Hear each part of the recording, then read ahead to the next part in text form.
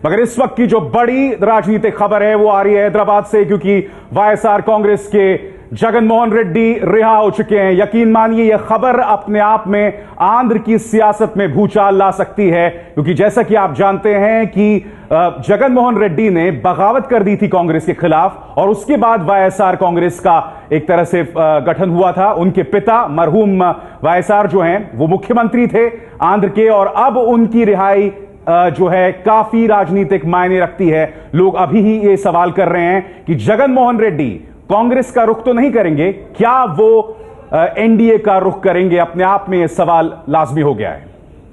हमारे साथ इस वक्त जुड़ गए हैं मेरे सहयोगी विजय विद्रोही, उनसे बात करते हैं। विजय, जगन मोहन 16 महीने बाद जेल से बाहर निकले और तस्वीरों में हम देख रहे हैं समर्थकों का बड़ा जमावड़ा उनके स्वागत के लिए।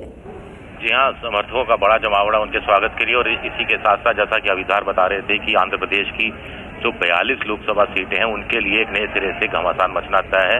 एक तरफ जगन मोहन रेड्डी की कांग्रेस है, दूसरी तरफ कांग्रेस पार्टी, और तीसरी तरफ हम देख रहे हैं कि चंद्रबाबू नायडू और के एनडीए में जाने की, एनडीए के साथ पींगे बढ़ाने की जो बातें आ रही हैं। तो इसमें कुल मिलाकर राजनीतिक रूप से खेल बड़ा दिलचस्प हो गया। और हमें ये भी नहीं भूलना चाहिए कि आंध्र प्रदेश में लोकसभा चुनाव के साथ साथ विधानसभा चुनाव होते हैं, और इन विधानसभा चुनाव में भी जगन मोहन रेड्डी की पार्टी कांग्रेस को और चंद्रबाबू नायडू की पार्टी को कड़ी टक्कर देने की स्थिति में है। अगर ऐसा होता है तो देखना दिलचस्प होगा कि क्या जगन मोहन रेड्डी को मुख्यमंत्री बनाने में अगर जरूरत पड़ी तो कांग्रेस मदद करेगी, और बदले में लोकसभा चुनाव में बचे हुए आंध्र प्रदेश, तेलंगाना से हटे हुए आंध्र प्रदेश में अगर 25 सीटों में से जगन मोहन रेड्डी ज्यादा सीटें लेके जाते हैं तो बदले में क्या कांग्रेस को केंद्र में जगन मोहन रेड्डी का समर्थन मिल सकता है। ये कुछ चीजें हैं जो देखने की जाए। बिल्कुल विजय, और बीजेपी लगातार दक्षिण में जमीन खोजने की कोशिश कर रही है।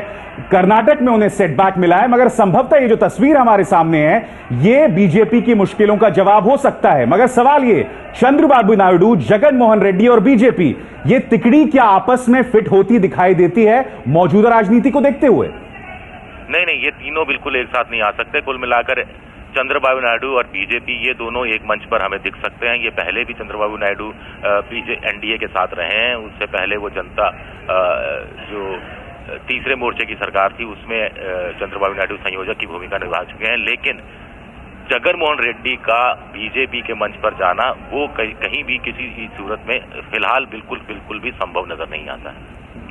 तो आंध्र प्रदेश में नए राजनीतिक समीकरण दिखाई दे रहे हैं। नायडू क्या एनडीए के साथ जाएंगे, सवाल ये। और ये तस्वीरें आप देख रहे हैं, हमसे थोड़ी देर पहले वाईएसआर कांग्रेस के अध्यक्ष जगन मोहन रेड्डी वो जमानत पर बाहर रिहा हुए हैं। जगन की ताकत, उस पर एक नजर डाल लेते हैं। लोकसभा में 2 सीटें हैं जगन की पार्टी की, और विधानसभा में, आंध्र प्रदेश विधानसभा में 17 सीटें।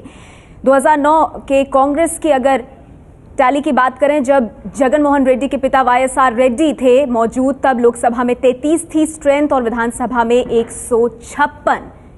उस वक्त ये तस्वीर हुआ करती थी कांग्रेस पार्टी की। 2009 में आंध्र प्रदेश विधानसभा में 156 सीटें और लोकसभा में आंध्र प्रदेश से 33 सीटें। बिल्कुल नेहा, और ये अपने आप में तस्वीर बदलने वाली है, क्योंकि जैसा कि आप जानते हैं और इन तस्वीरों से स्पष्ट था जो कुछ देर पहले हम आपको दिखा रहे थे, जी हां, इन तस्वीरों से स्पष्ट है कि ये आदमी आंध्र प्रदेश की राजनीति में जबरदस्त दस्तक देने वाला है। और यही वजह है कि कांग्रेस के माथे पर चिंता की लकीरें हैं। जगन मोहन रेड्डी जो है रिहा हो चुके हैं। 16 महीने से आय से अधिक संपत्ति मामले में वो जेल के अंदर बंद थे।